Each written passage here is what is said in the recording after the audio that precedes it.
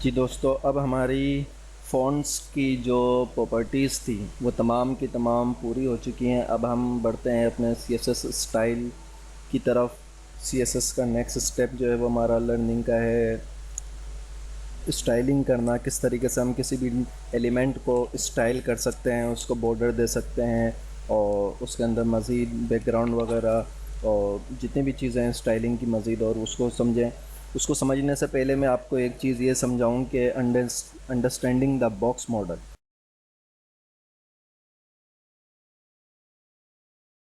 सबसे पहले हम बॉक्स मॉडल को समझ लें कि आपको एक बताऊं कि HTML के जितने भी एलिमेंट हैं, तमाम के तमाम एलिमेंट जो हैं वो वेब पेज पर एक बॉक्स की तरह होते हैं। जब हम किसी बॉक्स पर काम करते हैं तो ये समझना ज़रूरी है कि किस तरीके से, किस तरह किसी एलिमेंट की टोटल विड्थ को कैलकुलेट करा जाए।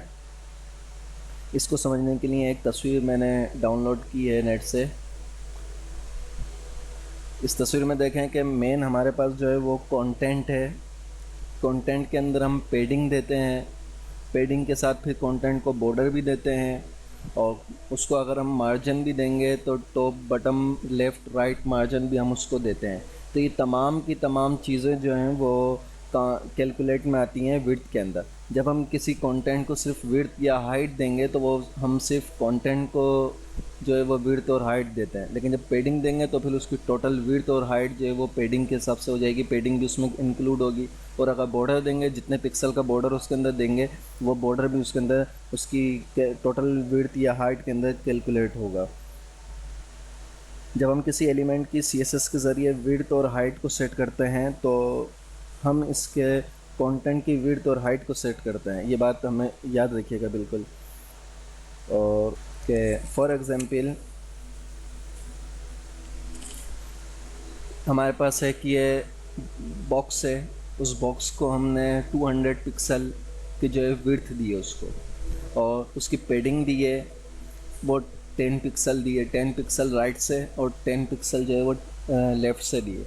तो इसकी जो टोटल विड्थ होगी वो 220 हो जाएगी, क्योंकि 200 जो है वो इसकी अपनी विड्थ है और 10 पिक्सल जो है लेफ़्ट से, 10 पिक्सल राइट से इसकी पेडिंग है। तो टोटल मिला के 220 पिक्सल हो जाएगी। और सेम इसी तरह जो है वो हाइट का भी काम होगा। अब अगर इसमें देखें, पूरा तमाम चीज़ इसके अंदर आ गई हैं। 200 पिक्सल है, विड्थ है इसकी, उसके बाद पेडिंग है, लेफ़्ट और राइट से 10 पिक्सल, बॉर्डर की जो बॉर्डर है वो 2 पिक्सल बॉर्डर है राइट और लेफ़्ट से। इसी तरह मार्जिन है वो लेफ़्ट और राइट से 15 पिक्सल। तो इन सबको जब कैलकुलेट करेंगे तो 254 पिक्सल जो है वो इसकी टोटल विड्थ बनेगी। और इसी तरह जिस तरह विड्थ का बताया था, इसी तरह हाइट का सेम, कि मार्जिन को भी देखेंगे, बॉर्डर को भी देखेंगे, पेडिंग को भी देखेंगे ऊपर से नीचे से, और उन सबको कैलकुलेट करेंगे। तो 200 हाइट है इसकी, लेकिन जब बॉर्डर पिक्सल और बॉर्डर पेडिंग और मार्जिन देंगे तो फिर उन दोनों को भी, तीनों को कैलकुलेट, इसको सम करना पड़ेगा और कैलकुलेट करेंगे तो 254 इसकी हाइट बनी। ठीक है, उम्मीद है ये आप लोगों ने अच्छी तरह समझ लिया होगा।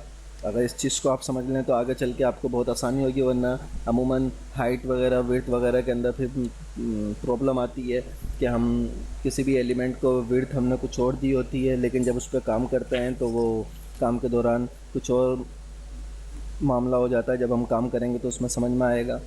अब सबसे पहले हम इसके अंदर ये देख लेते हैं कि बॉर्डर वगैरह कैसे दिया जाता है, बॉर्डर के लिए हमें क्या करना होगा।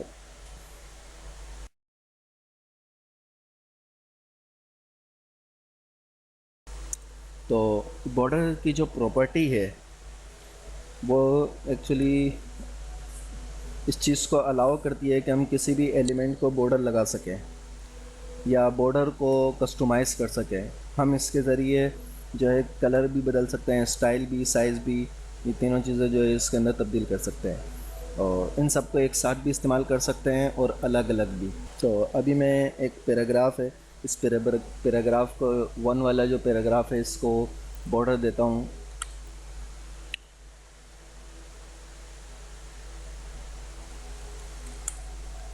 और सबसे पहले बॉर्डर देता हूँ। बॉर्डर मैंने दिया 5 पिक्सल सॉलिड ग्रीन। ये मैं आपको समझाता हूँ अभी। ये देखिए, इस पैराग्राफ के चारों तरफ जो है बॉर्डर लग गया है 5 पिक्सल का, सॉलिड यानी सॉलिड डैशेस नहीं आई है अभी, और ग्रीन कलर का जो है इसका बॉर्डर है। अब अगर मैं इसको पेडिंग दे दूँ तो पेडिंग किसे कहते हैं, 5 पिक्सल की पेडिंग दे दूँ अगर, तो कंटेंट, ये जो बॉर्डर है, बॉर्डर से और कंटेंट के दरमियान जो फासला होगा वो पेडिंग कहलाएगी। देखिए कंटेंट और बॉर्डर के दरमियान जो है वो पेडिंग है, और मार्जिन जो है वो बॉर्डर के बाहर होता है, मार्जिन बॉर्डर के बाहर होता है। ठीक है, तो इसको जब हम अलग अलग देंगे तो अलग अलग करने के लिए हमें क्या करना होगा, ये जो अभी हमने यहाँ प्रॉपर्टी इस्तेमाल करी है ये शॉर्ट हैंड कहलाती है, शॉर्ट हैंड प्रॉपर्टी। हम बहुत सारे CSS3 के अंदर जो प्रॉपर्टी होंगी उनको शॉर्ट हैंड हम यहाँ पे इस्तेमाल कर सकते हैं, और बाज़ नहीं हो सकती। तो बॉर्डर की जो प्रॉपर्टी है वो शॉर्ट हैंड हो सकती है। अब देखिए इसी को मैं अलग अलग करता हूँ इस्तेमाल। तो सबसे पहले मैं बॉर्डर विड्थ यहाँ लगाऊंगा 5 पिक्सल जो मैंने वहाँ इस्तेमाल की थी। उसके बाद बॉर्डर की टाइप इस्तेमाल करूँगा,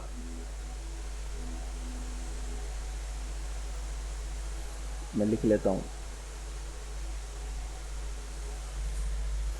बॉर्डर का स्टाइल वो है सॉलिड। इसके बाद बॉर्डर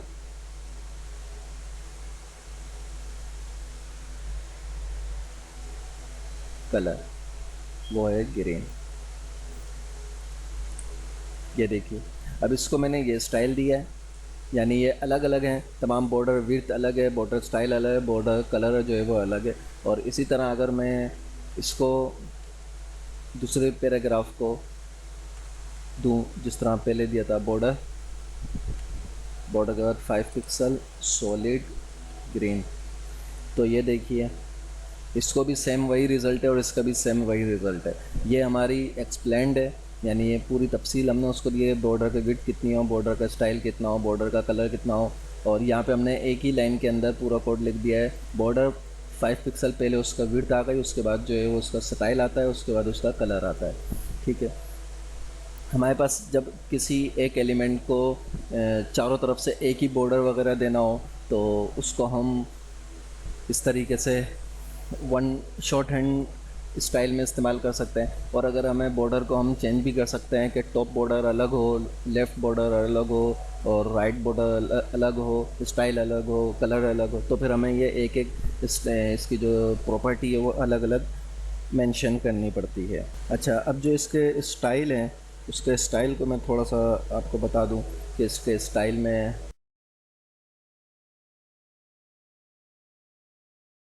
अब इसमें हम यहाँ पे एक स्टाइल इस्तेमाल करेंगे नन। नन का मतलब है कि कोई बॉर्डर नहीं, बॉर्डर तो है लेकिन उसका कोई स्टाइल नहीं होगा। और दूसरा एक बॉर्डर है डॉटेड। ये देखिए दोनों में कि इसमें बॉर्डर है लेकिन वो बॉर्डर नज़र नहीं आ रहा। 0 पिक्सल करें तो भी और 5 पिक्सल करें तो भी वो बॉर्डर हमें नज़र नहीं आ रहा। और हमने जिसको जो डॉटेड करा है तो ये देखिए बॉर्डर जो है वो डॉट डॉट में आ गया है। ठीक है, इसके अलावा यहाँ पे स्टाइल के अंदर दूसरा स्टाइल हम कौन सा इस्तेमाल कर सकते हैं, एक ये स्टाइल है, और इसके बाद दूसरा स्टाइल जो है वो डबल का होता है, डबल। देखिए अब इसके अंदर डैशेस जो हैं वो डॉटेड के बजाय डैशेस हो गए हैं और यहाँ पे डबल लाइन हो गई है। इसके अलावा हम इसके अंदर जो है वो एक ग्रोफ का स्टाइल है, और एक स्टाइल इसका रज है। ये देखिए दोनों में फ़र्क है, आप गौर से अगर इसको देखें दोनों के अंदर फ़र्क है। ठीक है, और इसके अलावा इसके अंदर एक स्टाइल इंसर्ट होता है और एक स्टाइल है इसका आउटसाइड। ये देखें इंसर्ट में नीचे ग्रीन है, ऊपर ब्लैक है, साया साया है, इसका शेडो बना हुआ है, और यहाँ पे ये। अच्छा, एक स्टाइल इसका है हिडन। हिडन में क्या होगा कि बॉर्डर होगा जी। अब हम बात करते हैं विड्थ और हाइट की।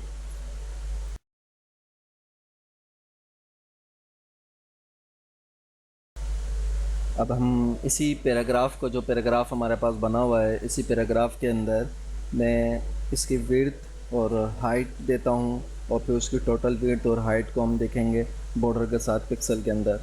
ठीक है, तो इसको मैं एक ही लाइन में कर देता हूँ, इसको बंद ख़त्म कर देते हैं और इसको एक ही लाइन में कर देता हूँ। Border 5px solid green. ठीक है, तो ये देखिए ऊपर वाले में बॉर्डर लग गया है। अच्छा, अब इसको मैं विड्थ दूँ। विड्थ हम किसी भी एलिमेंट को दे सकते हैं, तो इसकी विड्थ मैंने दी है 90px।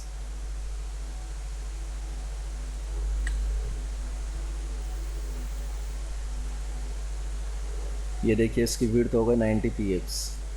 इसी तरह मैं इसकी हाइट दे देता हूँ 90px। 90px मैंने इसकी हाइट दे दी, और बॉर्डर इसको मैंने दिया हुआ है 5px। पेडिंग इसमें से मैं हटा देता हूँ। ये देखिए पेडिंग हट गई।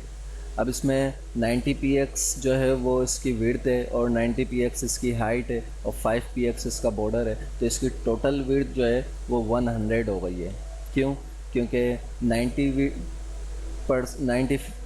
जो है वो इसकी विड्थ है, 5px लेफ़्ट बॉर्डर है, और 5px इसका राइट बॉर्डर है, तो ये 100 हो गई। इसी तरीके से हाइट इसकी 90px है, तो टॉप और बॉटम पे 5 पिक्सल है, तो 10 पिक्सल वो और 90 पिक्सल ये, तो 100 जो है वो इसकी टोटल विड्थ हुई है।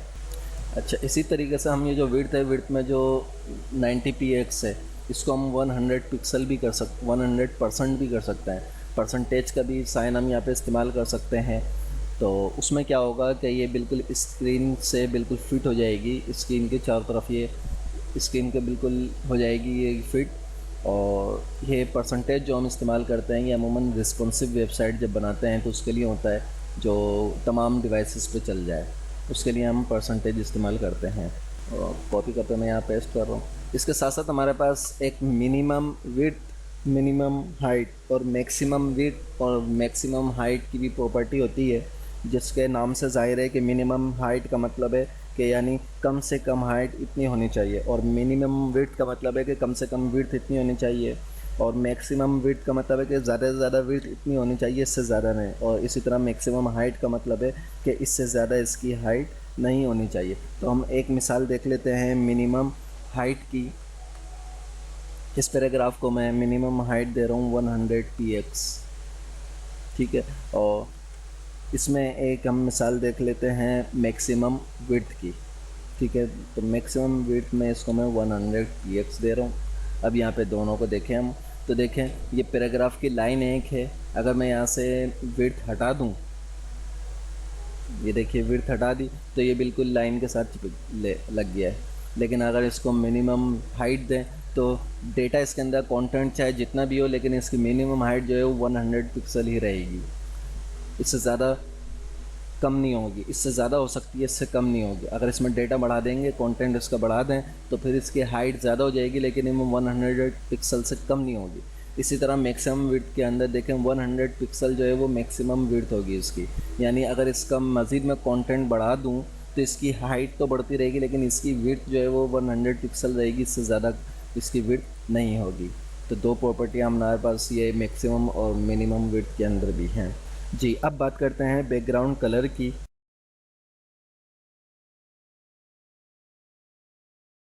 कि ये प्रॉपर्टी जो है किसी भी एलिमेंट के बैकग्राउंड कलर को तब्दील करने के लिए इस्तेमाल होती है, और हम इसकी वैल्यू में कलर के कोई भी तीनों जो ऑप्शंस हमारे पास हैं, तीनों स्टाइल है लिखने के, वो तीनों में से कोई भी स्टाइल इसको यूज़ कर सकते हैं। तीनों स्टाइल, जैसे HTML के अंदर शायद मैंने बताया आपको कि एक हेक्साडेसिमल स्टाइल है, एक डायरेक्ट कलर का नाम लिखना है, और एक RGB का स्टाइल है। तो अभी हम यहाँ पे एक काम ये करते हैं कि इसको इसकी जगह पे रहने देते हैं। हमारे पास आप ये देख सकते हैं HTML के अंदर बॉडी टैग इस्तेमाल हुआ है, और हम CSS के अंदर भी डायरेक्ट टैग इस्तेमाल कर सकते हैं। तो मैं यहाँ पे बॉडी का सिलेक्टर इस्तेमाल कर रहा हूँ और बॉडी को मैं कलर देना चाह रहा हूँ, बैकग्राउंड कलर बॉडी का मैं देना चाह रहा हूँ। हेक्साडेसिमल में भी दे सकता हूँ, डायरेक्ट नाम भी लिख सकता हूँ और RGB में भी दे सकता हूँ। इसका कलर मैं ब्लू करना चाह रहा हूँ, तो ये यहाँ पे इसका कलर लाइट ब्लू हो गया है। ठीक है, ये बॉडी मैंने लिया, सिलेक्ट है बॉडी, बॉडी हमारे पूरा पेज है। बॉडी का सिलेक्टर को लेकर मैंने इसको property they the background colour की और उसकी वैल्यू मैंने ये दे दी, तो पूरा बैकग्राउंड को जो है वो देखें कलर चेंज हो गया है। तो इस तरीके से हम सिर्फ बॉडी पे नहीं बल्कि किसी भी चीज़ पे जो है वो कलर हम चेंज कर सकते हैं।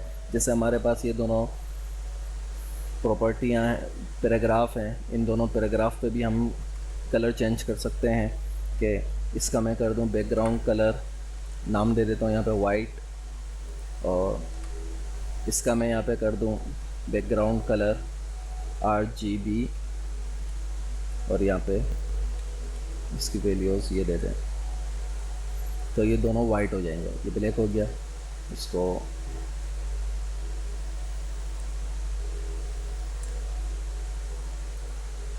ये देखिए अब ये वाइट हो गया। ठीक है, तो यहाँ पे मैंने आपको तीनों स्टाइल करके दिखा दी है कि किसी भी पैराग्राफ में, डिव में, किसी भी एलिमेंट के अंदर बैकग्राउंड कलर की प्रॉपर्टी से बैकग्राउंड कलर यूज चेंज होता है, और इसके अंदर नाम भी लिख सकते हैं, RGB के कलर इस तरह से इस्तेमाल कर सकते हैं। और तीसरा स्टाइल इसका यह है कि हम इसमें हेक्साडेसिमल भी नंबर दे सकते हैं।